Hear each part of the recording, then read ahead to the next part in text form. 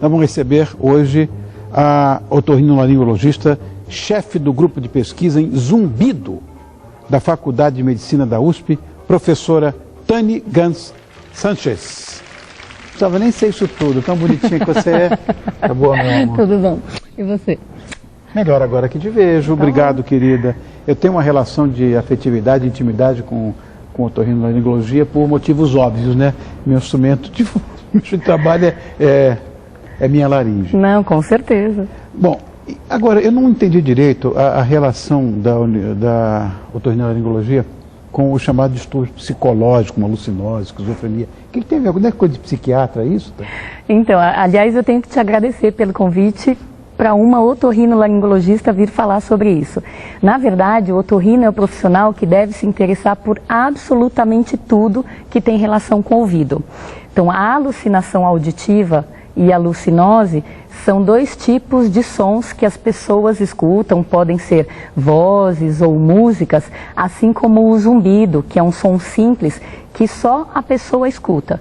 Então isso também faz parte do nosso arsenal de coisas para ser investigada. Interessante isso, porque a Kika, minha mulher, ela convive com um zumbido permanente. Ele vai e volta, mas é quase sempre permanente. Engraçada essa história. Agora, diferença entre esquizofrenia e alucinose. Esquizofrenia, a gente sabe, é uma psicose complexa, sem cura, com tratamento conservador, etc. Mas alucinose, o que é isso? Então, de um modo geral, como você estava falando, a esquizofrenia é uma doença psiquiátrica, está ficando cada vez mais comum, mas ela normalmente acomete pessoas jovens, de ambos os sexos, mas jovens. Isso. Ah, Então, e a alucinose, ela é também uma sensação de ouvir sons que outros não estão escutando, mas acomete principalmente mulheres na terceira idade e que muito frequentemente tem uma perda de audição que já é importante e que já vem há muito tempo. Então são dois grupos bastante diferentes.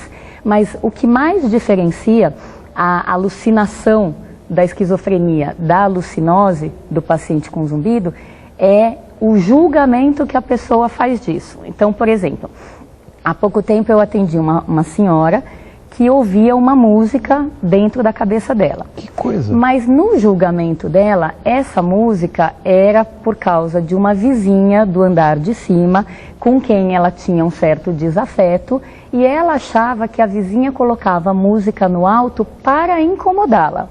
Até aí tudo bem. Mas o mais interessante é que quando essa paciente saía de casa, pegava um táxi, ia na casa de uma amiga ou no cabeleireiro, a música ia junto e ela continuava achando que era da vizinha. E a vizinha não foi junto. Então aí você vê que é uma crítica completamente falha em relação a uma explicação. A alucinose, a pessoa tem a crítica totalmente preservada. Então ela sabe, se for uma música ou se for vozes, ela sabe que vem de dentro da cabeça dela, ela inclusive tem vergonha de falar. Tamanho é o grau de noção que ela tem sobre o problema. Interessante essa história. Agora, 1,5 milhão de pessoas, isso aqui está escrito, isso é pesquisa feita, sofrem com alucinações auditivas em decorrência de esquizofrenia também. Agora, por que esse número é tão alto? Agora tem até novela a respeito disso. Quais são as causas desse distúrbio? Isso é genético? Então, genética é uma possibilidade, acho que muitas das doenças crônicas têm um pezinho na genética, né? Mas existe também a possibilidade, a teoria que fala que o cérebro tem determinados desequilíbrios de neurotransmissores. Então, no caso da esquizofrenia, haveria um aumento, uma alteração do nível de dopamina, que é uma das explicações. Mas existe também a teoria que acha que o indivíduo com esquizofrenia, ele sofre muita pressão do meio ambiente. Então, desde criança, uma pressão importante, informações que não são, que são duvidosas, podem ajudar no favorecimento da esquizofrenia. Então, eu acho que não é desarrazoado eu imaginar que o contexto, sei lá, o meio, uma situação de estresse, que todo mundo vive, isso a pessoa passa, pode contribuir para o agravamento dessa situação? Não, certamente pode, tá. Porque eu acho que de um modo geral o estresse pode piorar várias coisas. E eu particularmente tenho uma impressão muito focada nesse sentido, que eu acho que as pessoas têm para-raios diferentes no corpo. Entendo. Então, assim como algumas pessoas mais estressadas podem ter gastrite ou podem ter enxaqueca, algumas podem focar esse estresse para uma doença mental. Não é também desarrazoado imaginar que para cada doença que existe, que seja ela qual for, existe sempre um componente emocional, né?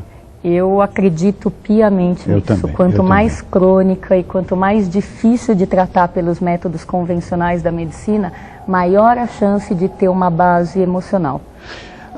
Agora, como é que se estabelece uma diferença entre uma pessoa que sofre de alucinose com alguém, porque tem muita gente, já me falaram isso, que tem sei lá, um talento, uma coisa assim, que chamam de paranormalidade, sensitividade, e que muita gente acha que ele é só maluco, ou, sei lá, ou diz que, enfim.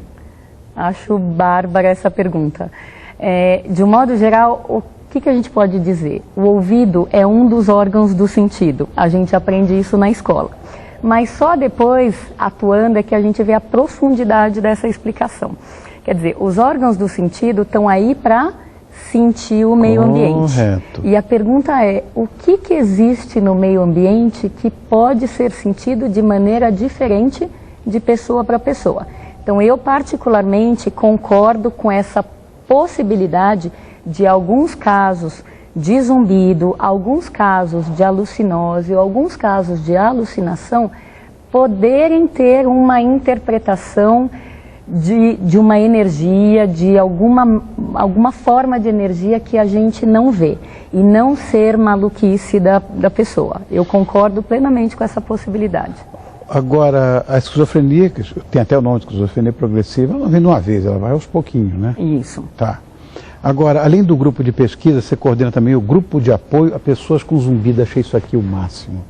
Grupo de apoio a pessoas com zumbido, além do grupo de pesquisa.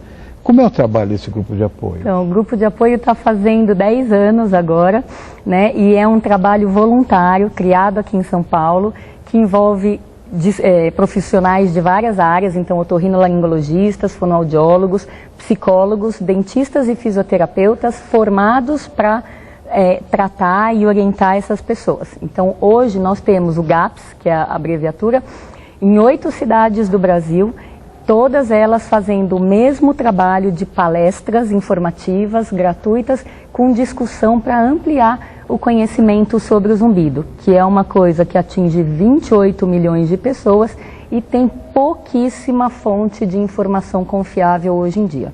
Aqui um exemplo vivo na sua frente, que convive com a mulher que tem zumbido.